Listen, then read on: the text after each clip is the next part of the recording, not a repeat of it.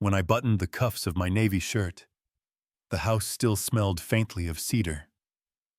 It was the scent of the wardrobe Marianne and I had varnished one summer we were too broke for a vacation and too in love to mind. The cufflinks were hers, tiny silver knots. I turned one between my fingers, the metal cool against my skin, and told the photograph on the hall table, "I'm off to Isabel's for dinner. I'll tell you if Oliver scored." The picture didn't answer, of course, the house never did.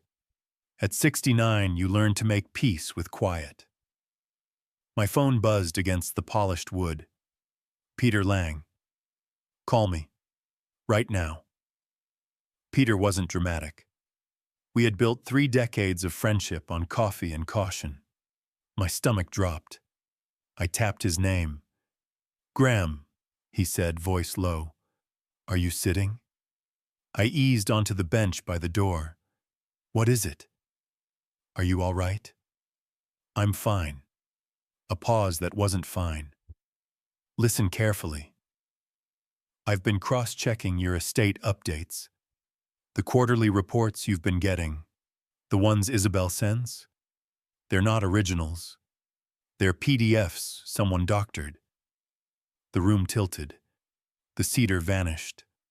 Only a thin metallic taste stayed. "That can't be right." "It gets worse," Peter said, and the gentleness left his voice. "The authentic statements from the banks show systematic withdrawals for 2 years. Retirement, brokerage, the whole nest. Your life savings, nearly everything you and Marianne built, has been drained." I stared at the herringbone floor until the pattern blurred. "Only I have access." "You," Peter said quietly, "and the person with your durable power of attorney. The one you signed at the hospital when Marianne's treatment took the wind out of both of you." He didn't need to say a name. "My daughter, Isabel." The bench felt miles away from my body. I could see her at 8 with a gap-toothed grin. At 22, tassel crooked, hand clenched in mine. At 30, telling me not to fuss with bills while I learned to sleep in an empty bed. "I'll handle the paperwork, Dad." That's what daughters do. "Graham," Peter said, steady as a bridge pier, "do not confront her. Do not cancel dinner. You will go. You will smile. You will be the same father you were this morning. If she senses you know, she'll move the last of it somewhere I can't reach. We need time. From this moment on, you are not just my friend. You are my client, a beat." "We are at war," he said, "and she can't know it started." I looked up at the mirror. A man I half recognized looked back. Tidy hair, tidy tie, eyes that suddenly held 20 years of grief and 5 minutes of age. I smoothed my lapel. I practiced a smile that wouldn't crack. "The performance begins now." Isabel's house sits on a hill that pretends it's a cliff, all glass and pale stone in a neighborhood where the lawns are never caught off guard. The gate opened like a secret, and I rolled through, a visitor to a life built on brightness. Colin, my son-in-law with the handshake that always felt like it needed applause, was at the door in a cashmere that announced itself. "Graham," he boomed. "Looking sharp." "Trying to keep up," I managed. The foyer swallowed sound, all marble and light and lilies that smelled like money.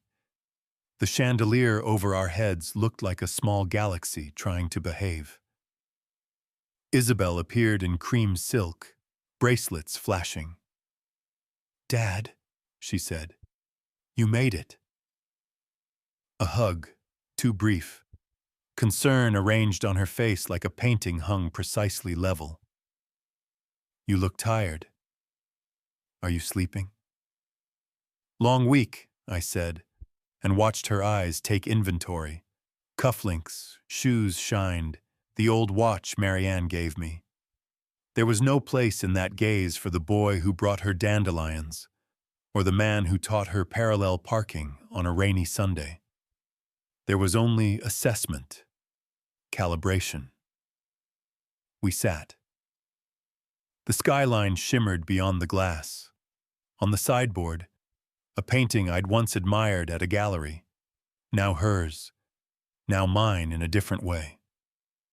Colin poured sparkling water and said he'd traded the Lexus for a Jaguar because life is short and the road is long. Isabel mentioned a new contract for her design firm. I knew the building. Everyone in town did. Celebration laughed in her voice. I widened my smile until it felt true. Act normal. We talked of weather. We did not talk of trust. Halfway through dinner, salmon the color of sunsets and a salad that tasted like a garden with a PhD, Isabel put down her fork and became the daughter she plays so perfectly. "Dad," she said softly, concern lowering her voice a shade, "I've gone through your latest quarterlies. The market's jumpy. Maybe we should shelter more of your funds somewhere safer. Bonds, annuities. You know I worry I took a sip of water that didn't want to be swallowed." She was offering to protect me from a fire she'd lit. "You always look out for me," I said, and let relief bloom in her eyes. Arrogance likes to be fed. We did not talk about Oliver, my Oliver, because he was at a sleepover, and I wasn't sure I could have borne the mirror of his face. I left with leftovers in a white box and a kiss on the cheek that had nothing to do with love. In the car, I sat with my hands on the wheel and counted to 20. Then I drove home to the cedar and the photograph and called Peter. "We do this in 2 movements," he said. "Information, then the trap." He added a name. "I'm bringing in Nadia Romero." Nadia arrived in a charcoal blazer and the kind of stillness that made noise nervous. Forensic accountant. No make-nice condolences. Her hellos had nouns and verbs. She asked for logins, dates, anything with a $sign. On the wall of Peter's office, screens lit up with maps of my life. My years became arrows. My trust became lines connecting to places with names that sounded like perfumes. "Not just spending," she said. "Layering." She pointed with a capped pen. "Here, monthly withdrawals. Here, deposits into a shell called Aurora Atelier LLC. From there, transfers to a resort venture overseas. Your son-in-law is listed as a manager. The cash bleeds into management fees and ghost invoices. The reports you received cover the tracks." I stared at the web. "All this, from my house, from our table, from habit," Nadia said, not unkindly. "Greed borrows your routine." "What do I do?" "You," Peter said, "play slow. Let her think you're soft clay. We will be the hands," he smiled without humor. "And then we make her push too far." "How?" "You'll confide in an old friend," he said. "Ray Pike? The man whose coffee shop chair is a newspaper Ray. My golf partner, my secret spreader. The plan was as indecent as it was perfect." Tuesday at noon, I ate a Reuben with Ray and let the pickle spear the silence. "I've been thinking," I said, picking at the crust. "This house, the stairs, the roof. I'm bone-tired, Ray. A friend moved to a place in Savannah. No gutters, no snow, no ladders. Sunshine and soup." Ray's eyebrows climbed. "You? Sell?" I shrugged a little, the way men shrug when they're trying to look brave. "What's the point of rattling around a museum for 2? He patted my shoulder. He made the promise people make when they plan to break it. By dinner, half the city would know. The call came at 6:13. "Dad," Isabel said, bright with panic dressed as grief. Ray said, "You told him you're selling the house? Moving to Georgia?" A tremble. "How could you decide that without talking to me?" "I didn't decide anything," I said, adding confusion to my voice like a stitch in a cardigan. "It's just an idea. The yard and I don't get along like we used to." "You can't," she said, emotion rising like a tide on cue. "That's our home. Mom's roses are there. The kitchen. Christmas. You can't sell your memories." "No one's buying those," I said. "Just the roof." "We'll hire help," she rushed on. "We'll manage it for you." "Promise me you won't call a realtor. Please. Promise me I promise to think." When the line went dead, the house felt like it was listening. I walked to the mantel and picked up the porcelain robin Marianne had bought at a street fair the summer Isabel was 10. I turned it over. The hollow belly made a little echo. The recorder Peter had given me was the size of a sugar cube and twice as sweet. I tucked it inside the bird and turned the beak toward the sofa.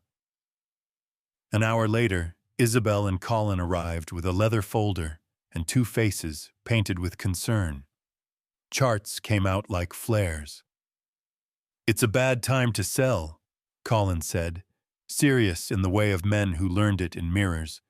"You'd leave money on the table." Isabel added memories and lowered her voice again. "Think about Mom." "I need tea," I said, rising slowly. "All these numbers make me feel like a spelling bee." Water ran, spoons clicked. In the living room, the play ended. "Do you think he'll call someone?" Colin hissed. "He won't," Isabel said, words stripped to steel. "And if he does, we'll stop it. The power of attorney doesn't block a sale. If I have to, I'll get something stronger. A doctor's letter, guardianship, full control. It's the only way to protect what's left, protect. The way the wolf protects the lamb from the field." I stood in the doorway until my hands stopped shaking and carried in cups I would not drink. They left with their folder and instructions I promised not to follow. The robin watched them go. I pulled the tiny witness from its hiding place, plugged it into my phone, and listened to my daughter plan my legal funeral in my living room. I played it again. The first time, it broke my heart. The second time, it built me a spine. The petition hit a week later. Peter didn't say hello. "She filed this morning." "Of course she did. They accuse you of a significant cognitive decline. Cite your sudden plan to liquidate your primary residence as proof you're a danger to yourself." His voice sharpened. "They attached sworn statements from two of Colin's investors who claim you were confused at a fundraiser you did not attend, and a preliminary letter from a willing doctor who never examined you." Humiliation flushed hot, then cold. "How do we fight a fiction?" "We don't fight it," Peter said, and something like satisfaction entered his tone. "We welcome it." "She wants a stage? Good. We'll bring the lights." In the weeks that followed, our small army marched quietly. Nadia built a clean, merciless map, the bleed from my accounts, the deposits into Aurora, the bleed into a failing coastal development half a world away. Dates lining up with cars and diamonds and hotels with lobbies you have to whisper in. Peter prepped motions and questions and the careful stacking of dominoes. And the court sent me to Dr. Priya Menon. Dr. Menon had a bright scarf and a calm office that smelled like citrus and books. She asked me to tell her about a bridge I'd worked on in my 30s and what I cook on Tuesdays. She asked what's in my wallet and which drawer I keep batteries in. I showed her the lists in my head. I showed her how I balanced the checkbook without checking. I did not tell her about betrayal. Betrayal has nothing to do with memory. "Mr. Whitaker," she said at the end, voice as precise as Nadia's charts, "I assess you as fully competent. Not merely competent, exceptionally organized. Selling a large old home to simplify late life is, in fact, a rational choice." I slept that night. 2 days before the hearing, Nadia called with a tremor under her professionalism. "I went back through Marianne's files," she said. "There's a life insurance policy. The beneficiary was a college fund for Oliver. 3 weeks before she died, a change form was filed. The beneficiary is now Isabel." My mouth went dry. Marianne could barely sign her name. "That's the thing," Nadia said. "I compared signatures." Marianne's were elegant. This one is drawn, slow. The angles don't match. I'm sending it to a handwriting expert. Peter's voice on the next call was colder than steel. "We have more than theft, Graham. We have theft from a dying woman. Courtrooms have a way of making everyone talk softly, even lawyers who eat thunder for breakfast." I sat beside Peter and folded my hands. Across the aisle, Isabel in pearl and cream. Colin with a jaw so tight I worried he'd break a tooth. Her lawyer went first, spinning a story that would have been beautiful if it were true. A devoted daughter, a father undone by grief, a hasty decision that could leave him destitute. 2 friends took the stand and talked about my confusion in rooms I hadn't walked into. The judge listened with eyes that didn't move much. Peter didn't thunder. He built. "The court's own evaluator," he began, "will speak." Dr. Menon explained me in 2 neat paragraphs and ended with the sentence that made the air change. "Mr. Whitaker is fully capable of managing his affairs." Then Nadia, with the big screen and the map that made gasps polite. Lines from my retirement to Aurora. Lines from Aurora to an exotic shore. Colin's title on a document blown up as large as a billboard. Photographs of a car in a color no one needs. Dates that match. Numbers that don't lie because numbers don't know how. And then the sound. My old voice offering tea. Colin's whisper about capital and investors with cold feet. Isabel's reply, clear as the water she wouldn't let me drown in. "If I have to, I'll get a doctor and take control." "He won't sell, we will." People in the pews covered their mouths. The judge did not. Peter waited until the quiet had weight. "Your Honor," he said, "this case is not about concern. It's about control. It did not begin when the father considered selling his roof. It began at a deathbed." He handwriting expert explained pressure and slant and the way forgery looks like love without pulse. The policy page appeared on the screen. The deposit into Isabel's account marched behind it. The registrar's note that no Oliver Whitaker Education Trust had been created completed the procession.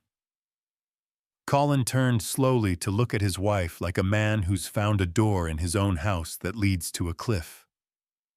Isabel's face crumpled, not like a child's, but like paper that's been folded too many times. The judge's ruling was once sentence, but it felt like a bell. "The petition for conservatorship is denied," she said, voice even. "This court issues an immediate temporary freeze on the petitioner's assets and refers the matter to the district attorney for investigation into financial exploitation and forgery. No theatrics. Just the law, as heavy as it needed to be." Months later, the lilacs along my fence bloomed like a kind of apology. I knelt in the dirt. Marianne once called therapy and wiped my hands on old jeans. The back door slid and Oliver, taller every week, came to sit beside me. 16 now. Marianne's kindness in his mouth, Isabel's eyes without the frost. "I've got something for you," I said, and handed him a thick envelope. He read the first line and looked up fast. "The Oliver Whitaker Scholarship Trust." "Your grandmother set this in motion," I told him. "It took a detour it never should have, but we put it back on the road. It's for school. For building a life she'd brag about to strangers." He didn't say thank you. He did something better. He put his arms around me and held on like he understood that sometimes old men need to be anchored. I looked over his shoulder to the maple tree Marianne loved and let a long breath go. I had lost a daughter the day she chose greed over the hands that raised her. That grief will always be a room in my house. But I had saved my grandson's future. I had kept a promise to a photograph in a silver frame. I had remembered how to be myself. People ask if justice feels like victory. It doesn't. It feels like balance, like a bridge settling evenly on both banks after a long winter.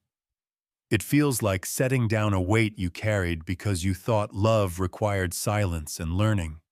That love, real love, requires truth. If this story reached you at the right moment, tell me which city you're listening from. And remember, the truth rarely shouts. It stacks, quietly, patiently, until it's too heavy for any lie to hold.